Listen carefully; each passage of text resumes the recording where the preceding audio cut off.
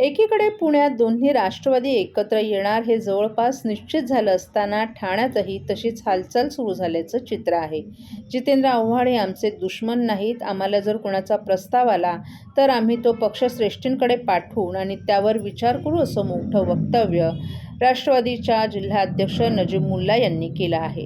अजितदादांच्या राष्ट्रवादीचे नजीब मुल्ला आणि शरद पवारांच्या राष्ट्रवादीचे जितेंद्र आव्हाड हे कट्टर विरोधक मानले जातात. मुंब्रा कळवा विधानसभा मतदारसंघातून नजीब मुल्ला यांनी जितेंद्र आव्हाड यांच्या विरोधात महायुतीतून निवडणूक लढवली होती.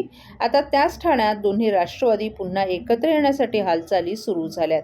जितेंद्र आव्हाड आमचे दुश्मन नाहीत. 30 तारखेपर्यंत जर आम्हाला कोणाचा प्रस्ताव आला तर आम्ही तो पक्षश्रेष्ठींकडे पाठवणार आणि विचार करणार. शेवटी कार्यकर्त्यांना निवडून आणायचं आहे, असं राष्ट्रवादीचे ठाणे जिल्हा अध्यक्ष नजीब मुल्ला यांनी सांगितलं. ठाणे शहरात जर पक्ष वाढवायचा असेल तर त्यांनी आता विचार करावा, असं सूचक वक्तव्य नजीब मुल्ला यांनी केले. त्यामुळे ठाण्यातील शरद पवार गट देखील आता एक पाऊल पुढे टाकून अजित पवार गटासोबत युतीचा विचार करणार का, असा प्रश्न विचारला जात आहे. बुधवारी महाविकास आघाडीची बैठक ठाण्यात पार पडली, मात्र जागा वाटप अजूनही जाहीर झालं नाही. बघा, अजितदादांचा निर्णय सर्वसर आहेत. आमचे ते राष्ट्रीय अध्यक्ष अजित दादा, आदरणीय दादांनी जे निर्णय घेतला त्याला आम्ही बांधील आहेत आणि आम्ही आनंदाने स्वीकारू. आणि इथे आमचा काय जितेंद्र आव्हाड आमचे शत्रू नव्हे.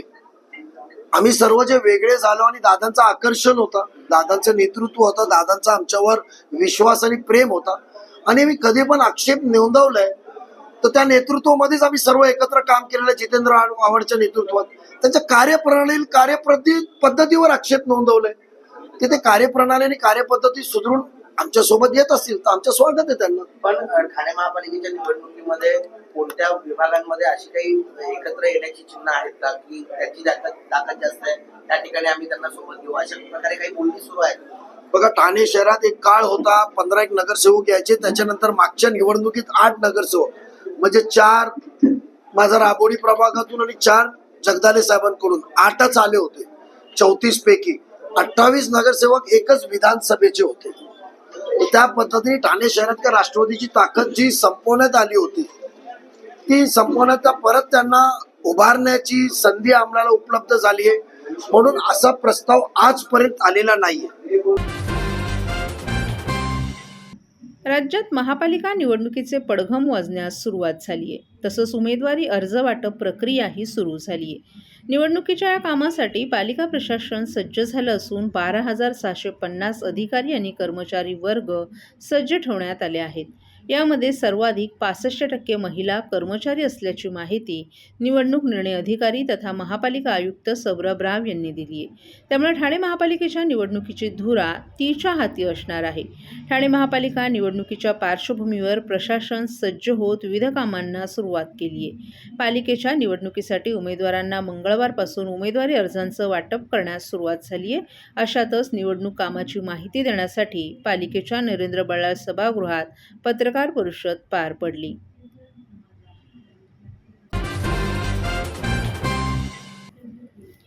काल मध्यरात्री ठाण्यातील माजी मंत्री आणि आमदार डॉ. जितेंद्र आव्हाड यांच्या नादिया निवासस्थानी महाविकास आघाडीने येत्या स्थानिक स्वराज्य संस्था निवडणुकीच्या पार्श्वभूमीवर बैठक पार पडली. महाविकास आघाडीमधला घटक पक्ष काँग्रेस पक्षाला डावलण्याचा आरोप विक्रांत चव्हाण यांनी केला आणि जर आम्हाला महाविकास आघाडी घटक पक्षात न घेतल्यास आमच्याकडे पर्यायी मार्ग देखील आहे, असा इशारा ठाणे काँग्रेसचे जिल्हाध्यक्ष विक्रांत चव्हाण यांनी दिला होता. काँग्रेसची ही नाराजी दूर करण्याकरिता काल बैठकीला स्वतः आमदार जितेंद्र आव्हाड, काँग्रेसचे जिल्हाध्यक्ष विक्रांत चव्हाण तर उबाटाचे जिल्हाध्यक्ष केदार दिघे आदी देखील या बैठकीला उपस्थित होते.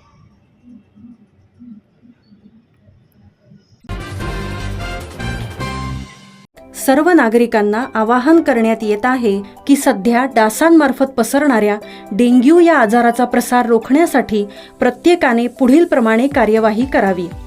डेंग्यू आजार एडिस इजिप्ती हा डास चावल्याने होतो. या डासांची पैदास साचलेल्या किंवा साचवलेल्या स्वच्छ पाण्यामध्ये होते. 8 दिवसांपेक्षा जास्त दिवस पाणी उघडे व साचून राहिल्यास त्यात डास अंडी घालतात. अंड्यांच्या अळ्या तयार होऊन पुढे डास तयार होतात. यासाठी आपल्या घरातील पाणी साठे, उदाहरणार्थ बॅरल्स, पिंपे, टाक्या, हौद, रांजणे इत्यादी दर आठवड्याला रिकामे करून घासून पुसून कोरडे करून पुन्हा भरावे. एक दिवस कोरडा दिवस म्हणून पाळावा. पाणी साठ्यांना घट्ट झाकणे बसवावीत किंवा जुनी साडी, चादर, धोतर यांनी बांधून झाकून ठेवावीत, म्हणजे डास त्यात जाऊन अंडी घालणार नाहीत. घराच्या गच्चीवर, आजूबाजूला, अंगणात कोठेही पाणी साचू देऊ नये. भंगार सामान उघड्यावर टाकू नये. उदाहरणार्थ टायर्स, प्लास्टिक सामान, कुंड्या, टाकाऊ वस्तू इत्यादी. अशा सामानात पावसाचे पाणी साठून त्यात डेंग्यूच्या डासांची पैदास होते. घरातील कूलर्स, फ्रीजच्या पाठीमागील ट्रे हे देखील वेळोवेळी कोरडे करावेत. लक्षात ठेवा, नुसत्या फवारणीने डास घनता कमी होत नाही, तर त्यासाठी डास पैदास ठिकाणे नष्ट करणे ही आपल्या सर्वांची जबाबदारी आहे. कोणताही ताप अंगावर न काढता जवळच्या शासकीय रुग्णालयात मोफत औषधोपचार घ्या. अशा प्रकारे नागरिकांनी सहकार्य केल्यास डेंग्यूचा प्रसार रोखणे सहज शक्य आहे.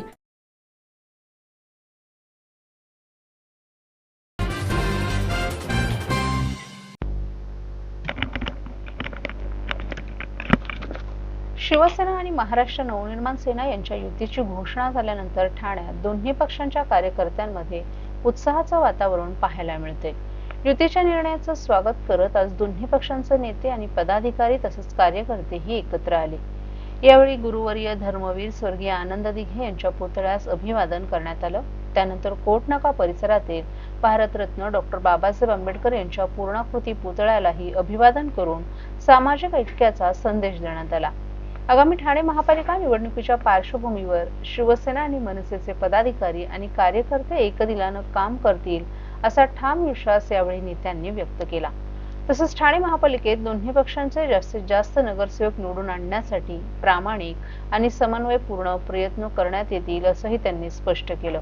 या संयुक्त उपक्रमामुळे ठाण्यातील राजकीय वातावरणात नवचैतन्य निर्माण झालं असून युतीमुळे आगामी पालिका निवडणुकीत दोन्ही पक्षांची ताकद वाढण्याची शक्यता व्यक्त केली जाते.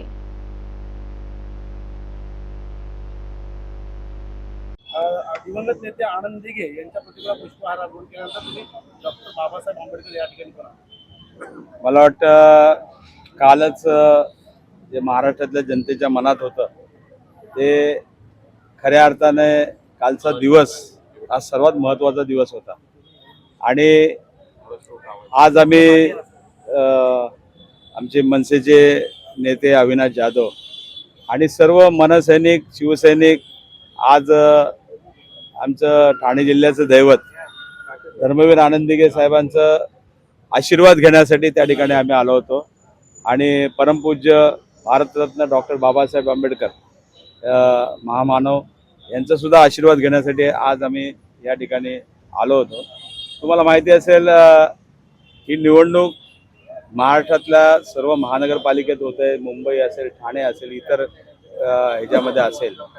आज तुम्ही बघितलं असेल 23 जानेवारी हा बाळासाहेबांचा वाढदिवस आहे आणि शतक महोत्सव त्या ठिकाणी मला वाटतं संपूर्ण महाराष्ट्रामध्ये साजरा होतोय.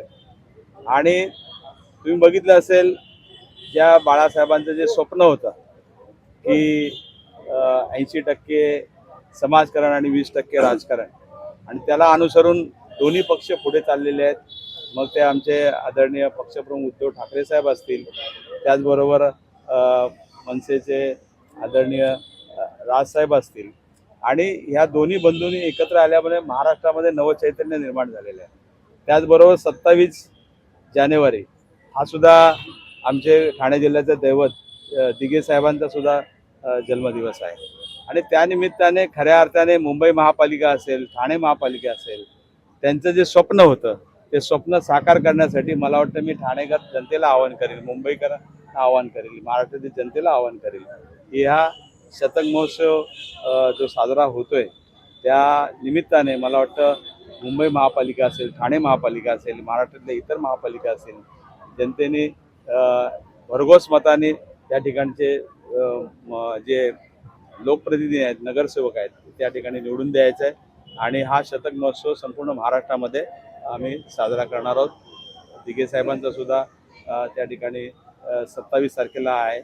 आणि अशा पद्धतीने महाराष्ट्रातले थोर पुरुष ज्यांनी ह्या संबंध ही जी वाटचाल केली, त्याच वाटचालीवरती आम्ही या ठिकाणी त्यांचा आदर्श घेऊन पुढे जातो. मशाल आणि इंजिन कशा प्रकारचे पुढे येणाऱ्या भविष्यात कालावधीत वाढणार आहे?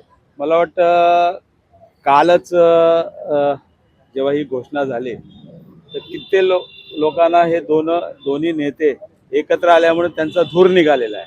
आमच्याबरोबर मशाल आहे, त्याचबरोबर इंजिन सुद्धा आहे. आणि नक्कीच त्या धास्तीने त्या ठिकाणी आज कामाला लागलेले आहेत ते लोक. आणि जनता नक्कीच, महाराष्ट्रातील जनता हे या दोन्ही ठाकरे बंधूंना त्यांच्या पाठीमागे उभे राहील अशी मी ग्वाही देतो.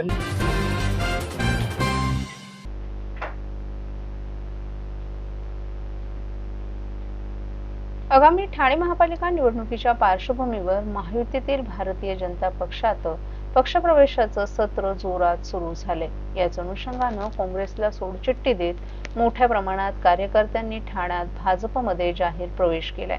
काँग्रेसच्या महाराष्ट्र राज्य सेवा दलचे उपाध्यक्ष शेखर पाटील, संजू शिंदे, गणेश नाईक यांच्यासह काँग्रेस सेवा दलाच्या विविध पदाधिकाऱ्यांनी भारतीय राष्ट्रीय काँग्रेसचा झेंडा उतरवत भाजपची धुरा हाती घेतली. हा पक्षप्रवेश सोहळा ठाण्यातील भाजप कार्यालयात पार पडला. यावेळी आमदार संजय केळकर आणि आमदार निरंजन डावखरेही उपस्थित होते. नव्यानं प्रवेश करणाऱ्या कार्यकर्त्यांचं त्यांनी स्वागत करून आगामी निवडणुकीत संघटन मजबूत करण्याचं आवाहन केलं. भाजपच्या वाढत्या प्रभावामुळे आणि विकासाच्या धोरणांवर विश्वास ठेवून हा निर्णय घेतल्याचं नवप्रवेशित पदाधिकाऱ्यांनी सांगितलं. या पक्षप्रवेशामुळे ठाण्यातील राजकीय समीकरणांमध्ये भाजपची ताकद अधिक भक्कम होण्याची शक्यता वर्तवली जाते.